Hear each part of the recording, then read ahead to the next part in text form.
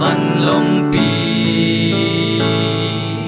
hồng buộc pi đi nghi ama va xoan lên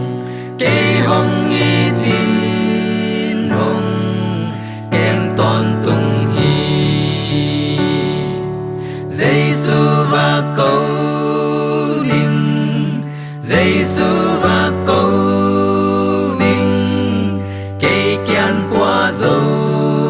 kinh cả văn lông pi Giêsu và câu ninh Giêsu và câu ninh cây hồng hu thầy Giêsu bek hi Giêsu và câu ninh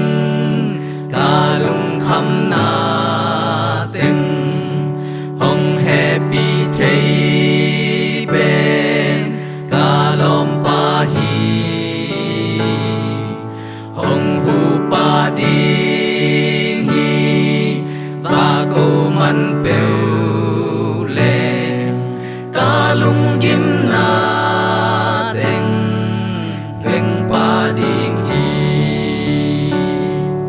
Giêsu và câu ninh Giêsu và câu ninh cây kian qua dấu kinh cả văn lông pi Giêsu và câu ninh Giêsu và câu ninh cây hồng hu thầy Giêsu bek hi Zet bol siana ken thua kha zel in hong hon pa lo in ka thầy kê Giêsu và câu ninh Giêsu và câu ninh ama bek bek hi cây hồng hon thầy Giêsu và câu ninh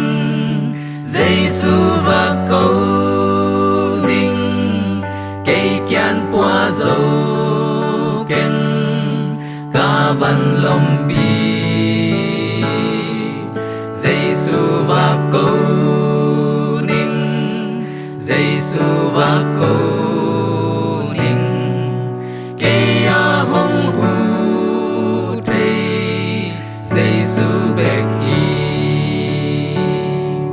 lấy tung in hong zol ca sia thầy na đi